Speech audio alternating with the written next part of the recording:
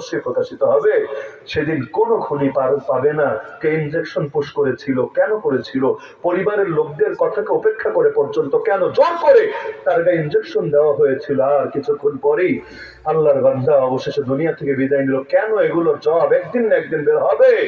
একজন দুজন না, পরাপর চার জনকে হত্যা করা হয়েছে একই তরিকায়, মরণটা একই তরিকায়। সুস্থ সবল মানুষ মুহূর্তের মধ্যেই নাই।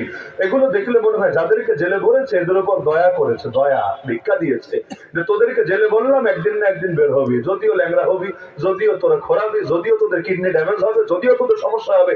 আমার মতো নওজোয়ান মানুষে যদি আজও পর্যন্ত জেলের ধাক্কা কাটায় উঠতে না পারে, আজও পর্যন্ত, আর কতকাল লাগবে জানি না, সুস্থ হতে কতকাল লাগবে জানি না, সেখানে যাদের বয়স 60-এর উপরে ছিল, 65-এর উপরে ছিল, যাদেরকে 3 জন মিলে ধরে উঠানো লাগতো, এদের যে কি অবস্থা হয়েছে এগুলো তো ভাষায় প্রকাশ করা সম্ভব না। কোন মানুষটাকে স্বাভাবিক দেখেন? পুরো বাংলাদেশ যাদেরকে চেনে তাদের আগের গলা এখনের গলার আওয়াজটা শুনলে বুঝতে পারবেন।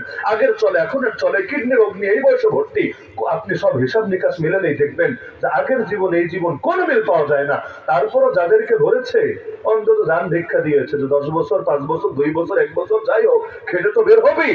যাদেরকে বাইরে রেখেছে ওই সময় তো মনে হয়েছিল যা অনুগ্রহ করেছে, এখন তো মনে হচ্ছে না বাইরে রেখেছে কারণ তাদেরকে ডাইরেক্ট কবরে পাঠায় দিবে জন্য। তো যাই হোক, নবীজি অল্প ব্যথায় আক্রান্ত হয় তাহলে সেটা শুধু এক জায়গায় সীমাবদ্ধ থাকে না, পুরো শরীরের মধ্যেই ছড়িয়ে যায়। যদি জ্বরও আসে, জ্বর শুধু এক জায়গায় আসে না, ব্যথার প্রভাবে যা আসে পুরো শরীরের মধ্যেই ছড়িয়ে যায়। আল্লাহ রাসূল তাদেরকে এমন ভাবে সুদৃঢ় এবং ঐক্যবদ্ধ করে গিয়েছিলেন যে একজন আর একজনের জন্য হাসি মুখে নিজের জান কোরবান করে দিতেও দ্বিধা করে না। ওই ঘটনা কে না জানে?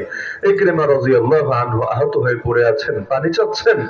শেষ মুহূর্তে ওই অবস্থায় তার কাছে পানি আনা হলো, তবুও পানিটা নিজে না খেয়ে পাশে যখন আরেক মুসলমান পানি চাইলো, তিনি বললেন আমার চিন্তা পরে হবে, জলদি নিয়ে যাও তার কাছে।